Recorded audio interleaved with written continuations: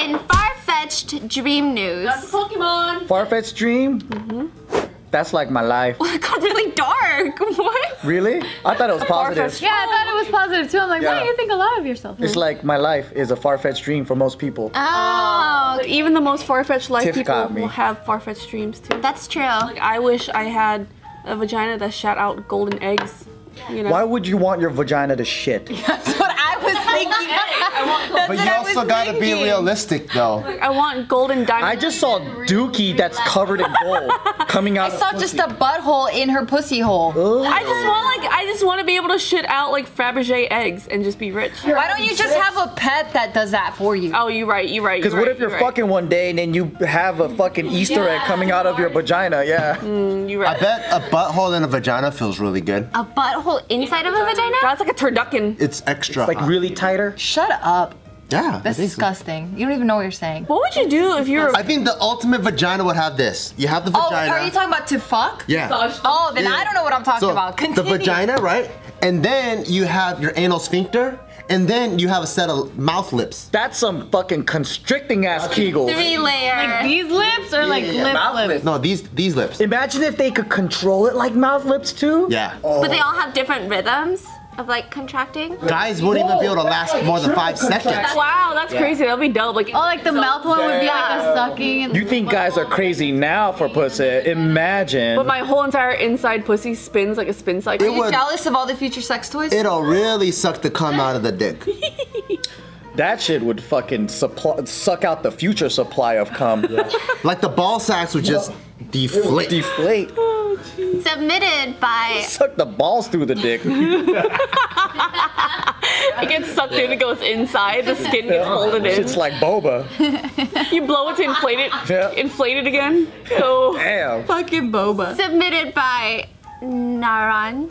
Naranja. What does that mean? Orange. Oh, there's a serial killer who thinks that he could absorb vitamin C through his brain, so he would stack oranges on his head. This was a serial killer who killed people. He's a comedian too. I gotta look this up. This sounds very interesting. This guy seems like he's very smart. This is a survey shows that small business owners feel cut off from the American dream. Really? What does that mean? What's the American dream again? So they're saying that the American dream is harder to reach than ever before. This was a new survey conducted of 2,000 small and micro business owners. And so what the American dream consists of, it's like 5 elements. Yeah, I don't even know what the American dream is. Home ownership, Home ownership. freedom to live how you please, Okay. starting your own business, having minimal debt, retiring eventually. Oh, cool. Oh, I'm like, we're good. Yeah. I think we're on track. We're living the dream. I could kind of feel this. I mean, like, I'm a small business owner, but then at the same time, I feel like I gotta keep saving more, working more, investing more. Like, it's not enough to do it on one business. Like, and then, yeah, like I feel like this is very common in our generation versus like if you were a small business owner in the 60s. Like, not that I know what they thought, but then because the economy was different, like it's already hard enough to own a home in LA, like on a regular job, right? But even as a business owner, now you're given this, now you're kind of like stuck, like, oh, should I invest more into this business and then expand it and do all this stuff before I buy a house? I know what you mean. It was like before, like you could have one hustle, and that one hustle can be limited to a 9 to 5, so you enjoy the freedoms of owning a business. But now, if you have one hustle, you kind of have to, like, all of us have YouTube channels, and we're thinking about the YouTube channel over the 9 to 5, or you end up having 2 or 3 or whatever more hustles, and then all of those, they occupy your brain all the time. Like, you know, like Instagram isn't just your 9 to 5, like you're thinking about Instagram maybe at 8 p.m. or 10 p.m. or your YouTube, so it's like the American dream wasn't as like finite as before, where, okay, I do this, then I get to relax. Now it's kind of like everything is embedded. Sometimes you're relaxing at 11 a.m., but then you're working at like 10 p.m. and it's just like, it's just way more intertwined. Yeah, they did this like price conversion thing of universities and colleges, like how much they used to cost back in the day, and cars and like homes, and if you convert it to like in today's dollars, Inflation? it's still way more, like way much more than our like parents' generation when they were younger or whatever. It is now than it was. They could get like a car with 24 months of income or something like that, or like there's specific numbers, but then it was dramatically like the way that it's calculated, it's like, oh shit, like in 2 years you could pay that off. Or if you get a home, you could afford it, but not like have to spend half of your paycheck on rent or mortgage. And then like, if you think about it, right, like to get a decent home in LA, let's say you're spending anywhere from like 600,000, that's the average, or 700, right? And that's like if you want to raise a family and all that shit, you need to have 20% of that down, which is couple $100,000. People don't even have 5,000 in their bank account.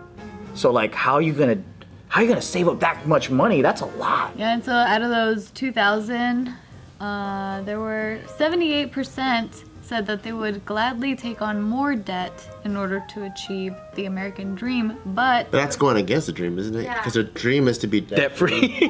Exactly. I'll take on more debt. It says having minimal debt, not debt-free. I guess that's for the house. So then they're saying that 48% consider the funding ecosystem around small business broken. It is kind of like when we operate the gym, like you think you just have like a business model figured out, and okay, cool, we can ride this for a little bit, and all of a sudden laws change, so they're bumping up like the LA minimum wage, which I think is great for the employees because you always want like all of your staff to get paid more.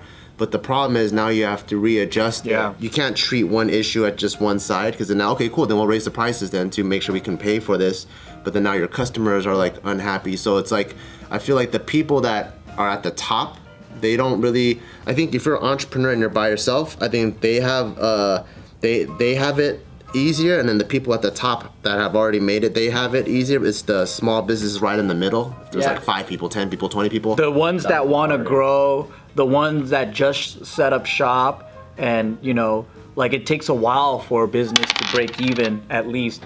And then like technology and stuff is getting better, so like instead of employing people, they're just gonna find like iPad cashiers or something like that. You're like, oh shit, the minimum wage is going up. Well, instead of hiring more people, I'll just have more technology, but then people need jobs still too. I heard, tell me if I'm wrong, that raising the minimum wage doesn't really do anything.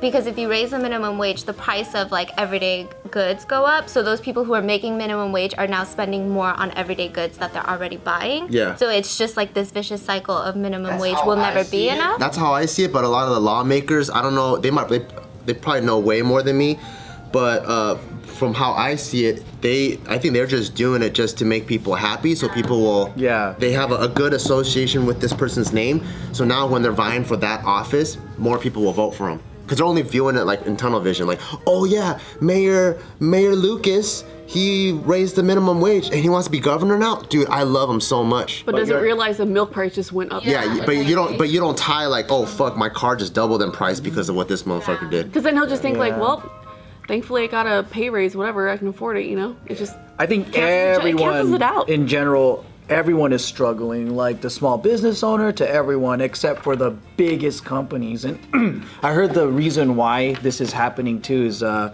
lot of the money that should be going back into America and taxes and stuff like that is being offshored, and then it doesn't come back. So like, let's say Google or whatever, some of them pay like $1,000 in corporate taxes. And we're talking about billion-dollar companies. That's amazing. It's amazing if you're Google. Yeah. But it's not for us, because now what happens is like someone's got to pay those taxes, right? So now the responsibility goes down to the citizens and the small business owners and everyone else, because then we don't have like the lawyers and everybody to pay to kind of maneuver our money that way. Our accountants and lawyers, it's like they're not that sophisticated, and we don't have hundreds of thousands of dollars. What's shady too, though? Yeah, and it's super shady. But that's what ends up happening. And so like, you know, when these laws pass where it's like, oh yeah, we're gonna tax the rich. What they're doing is they're taxing people that make over $100,000. They're not rich. But for poor people, they see, oh, this guy makes 300 grand, he's rich, let's tax him more. Or let's if you make $1 million even, let's tax him. But they're still getting fucked. It's these people, the top people and their companies, they're getting away with a fuck ton of money. Unpopular opinion. I think everyone's underpaid. I feel like sometimes people just focus on like the lower class that are underpaid, but I feel like every class is underpaid. Like you have to be underpaid. It's top to bottom. What people don't realize is like like everybody now is way underpaid compared to our parents' generation. There's a lot of reasons, like people go, oh, it's because women now work, or like it's because of this or whatever, which has some truth, but I don't know, because the population expanded too since that time. So one of the things in the past they would say is like, oh, back in the day women didn't work, so then only the man worked. That's why there wasn't a surplus of people in the workplace. But then if women work too, they also earn, which is stimulating the economy. But I don't know, man. It's just how do you even measure it? It's so crazy. But going back to this, I'm just curious, like what are people saying really? Well, they're just saying that because of the economy and the way things are happening, like they feel like they need to take out way more loans to keep their business running, and which then makes it harder for them to reach the American dream because they're constantly being in debt. I can see that. The ecosystem around small business is just not really happening. It's not working well. That's so true.